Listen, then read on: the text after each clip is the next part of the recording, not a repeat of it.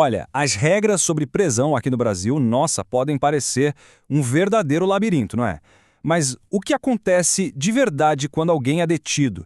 A gente vai seguir agora o passo a passo desse processo todo, sabe? Desde a rua até o tribunal. Bora entender como é que tudo isso funciona. Pois é, essa é a grande pergunta. Quando uma pessoa perde a liberdade, qual é o caminho legal que se desenrola a partir daí? Pode até parecer uma bagunça, mas existe uma jornada bem estruturada por trás de tudo isso. Bom, o ponto de partida para a maioria dos casos é aquela situação mais imediata que a gente conhece, a prisão em flagrante. É exatamente nesse momento que o relógio do processo penal começa de fato a correr. O conceito de flagrante é a chave de tudo aqui. Significa ser pego, sabe, com a boca na botija, no ato. E é justamente por isso que essa é uma das raras situações em que a polícia pode prender alguém sem precisar de uma ordem de um juiz antes. É uma ação imediata para interromper um crime que está acontecendo. E a partir do momento da prisão, o relógio começa a correr e não para mais, viu? Em apenas 24 horas, tudo isso aqui tem que acontecer. A formalização na delegacia, os depoimentos, a comunicação para a família e, claro, para o juiz. Agora, o passo mais crítico de todos é a tal da audiência de custódia. É ali que o juiz vai analisar se a prisão foi legal e se a pessoa precisa mesmo continuar detida. Certo. Mas antes ou até mesmo depois de uma prisão, existe um trabalho de investigação que é fundamental. Vamos dar uma olhada em como a polícia constrói o caso. Esse é o famoso inquérito policial. Dá para pensar nele como se fosse o dossiê do detetive, sabe? É o procedimento formal onde a polícia vai juntando todas as peças do quebra-cabeça, as provas, os depoimentos, os laudos, tudo para descobrir quem cometeu o crime e como. E para montar esse dossiê, o trabalho é bem minucioso. A polícia vai até a cena do crime, coleta as provas, ouve todos os lados da história, faz perícias.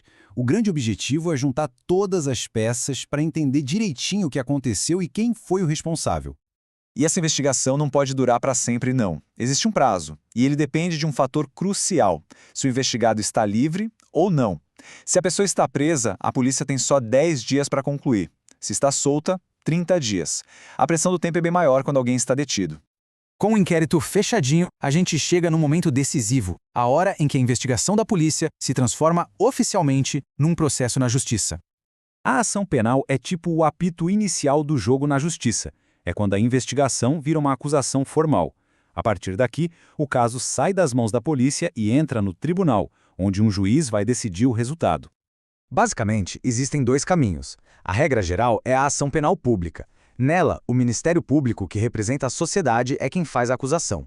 Já a exceção é a ação penal privada, que vale para alguns crimes específicos, e aí é a própria vítima que precisa dar início ao processo. E olha só que interessante, a nossa própria Constituição prevê um mecanismo de proteção bem fascinante. Ela diz que será admitida ação privada nos crimes de ação pública se esta não for intentada no prazo legal. Isso levanta uma questão super importante. E se o Ministério Público, que é o responsável, simplesmente não agir a tempo? É exatamente aqui que essa figura entra. Se o MP ficar parado, a vítima não fica de mãos atadas, não. Ela ganha o direito de começar a ação penal por conta própria. É uma forma de garantir que a inércia do Estado não acabe virando impunidade.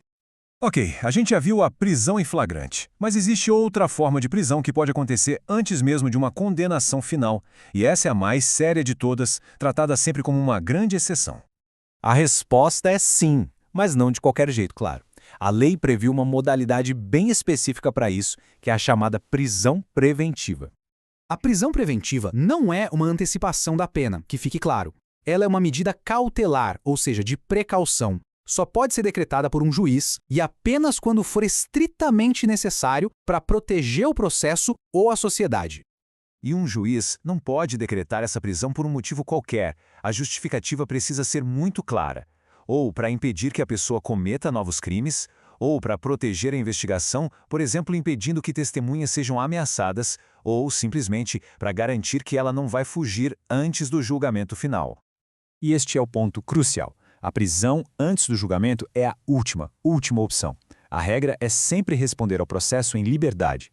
O encarceramento preventivo só deve acontecer quando nenhuma outra medida mais branda for capaz de resolver a situação. O que nos leva diretamente para as alternativas. A justiça tem um leque de opções para garantir a ordem sem precisar necessariamente recorrer à prisão. A lei oferece, na verdade, uma caixa de ferramentas para o juiz. São as chamadas medidas cautelares, que funcionam como substitutas da prisão. Elas têm o mesmo objetivo, proteger o processo e a sociedade, mas sem tirar a liberdade total da pessoa. Entre as alternativas mais comuns estão a prisão domiciliar, a liberdade provisória, que permite aguardar o julgamento livre, às vezes com o pagamento de uma fiança, e a própria fiança, que é um valor depositado para garantir que a pessoa não vai sumir no mundo. A lei também tem um olhar bem humanitário. Em certas situações, a prisão domiciliar vira a regra, como para idosos com mais de 80 anos, pessoas muito doentes, gestantes ou mães e pais que são os únicos cuidadores de crianças pequenas ou de pessoas com deficiência. E a gente termina com essa reflexão. Ao longo de todo o processo, a lei trata a prisão antes da condenação como uma medida extrema, uma exceção. E isso nos leva a pensar sobre o verdadeiro papel do encarceramento no nosso sistema de justiça. Ele deve ser a regra ou o último recurso? A resposta define muito sobre uma sociedade.